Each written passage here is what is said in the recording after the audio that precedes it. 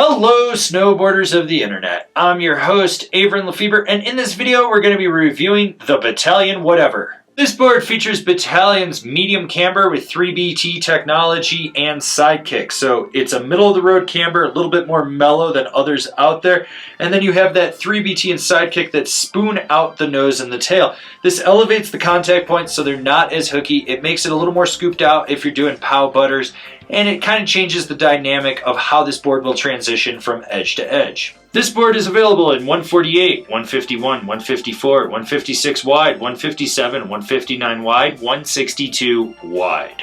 I rode this board at Copper Mountain on a sunny bluebird day with warmer temps, so you kind of had a mix of firm snow to slushy, choppy, chundery snow, perfect corduroy, just basic, everyday, perfect mid-season conditions, and I rode it with my Rome Black Label bindings and my K2 Thraxis boots. This board has your standard run-of-the-mill, middle-of-the-road, all-mountain freestyle flex. Softer tips, stiffer midsection, fair amount of torsional flex. Nothing mind-blowing here. When it comes to stability, you do get a little chatter in the tips and it slightly resonates underfoot, but it's not enough to buck you. You never have to worry about it. The most stable section of the board is from insert pack to insert pack.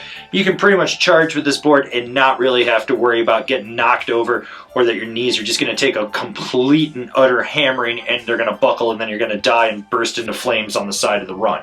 It's just not going to happen, people. It's not. So you do have to load the camber profile up, and when you do, it wants to rebound. This board is reactive. It has a lot of snap to it. It makes it ideal for ollieing over fat skier kids, popping off rollers, and boosting side hits. If you're one of those guys that likes to just jump off everything in front of you, this is a great board for that. And when it comes to jumps, small, medium, large, you don't have to worry about it. If you load up and pop off the lip, you're going to go higher and further. If you let the lip throw you, it's still going to set you down, and you're going to be happy with it. Basically, if you know how to hit a jump, you're golden. So there's some key defined flex points right at the start of the 3BT in the nose and the tail. When you hit those, it'll lock in and it helps elevate that 3BT so you're not hooking at all. Basically, you can get out on the nose and the tail and spin around in circles and do whatever you need to do. That 3BT, the sidekick, they work exceptionally well.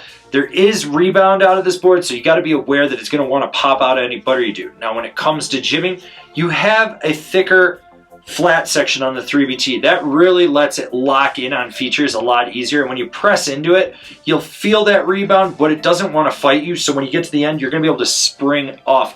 This board presses if you know what you're doing with these. If you don't, you probably need to learn. And when you get sideways, it cradles around the feature. It doesn't clap out, but it cradles around and you feel very secure and able to just slide through the feature with ease. The 3BT in this board does help it transition from toe to heel a lot easier. It's a little more fluid and smooth. It just makes it a little more nimble in there. When you're on edge and you're really railing a carve, there are limitations with this board. You'll notice that sometimes it wants to kick out right at the insert pack back through the tail. You just notice that it doesn't stay engaged and it'll just kick out and you're like, what the hell's going on with this? But park carves are a must. Those types of carves where you're just railing a turn really sharp and aggressive around a feature, then coming right back out and then just going right into another feature, perfect. Basically, the way I look at it is short, tight, quick carves, medium, mellow carves, and even a few slightly aggressive carves are okay on this board. You just have to learn where the limitations are when you're driving your back foot into the middle of the board to get that power out of the tail. That's when it kind of disengages and you lose that carve. So once you learn what the limitations are, you know that you can only take it so far. Otherwise, you're just not going to get the carve that you want out of it. Who's this board for? The all-mountain freestyle guy. The last time I rode this board, I was like, whatever, it's a snowboard. And now it's got a new shape, tweaked flex pattern. It rides different. It's a good snowboard for what it is. Is it my favorite Bataleon board? No. Is it a mind-blowing Bataleon board? No. But at the end of the day, am I going to possibly remember to recommend this more? Yes. Yes, I am. Or at least I'm going to try to. Hopefully you'll hold me accountable for that.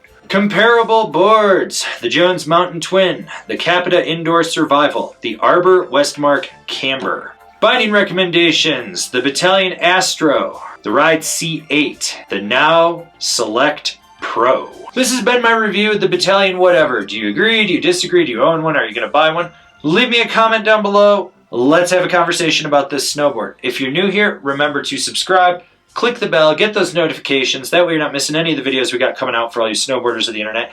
And if you really like what we're doing over here and you want to support us further, swing on over to Angry Snowboarder VIP and become a member. Sure, I could tell you more here, but I got a video over there that explains it so much better.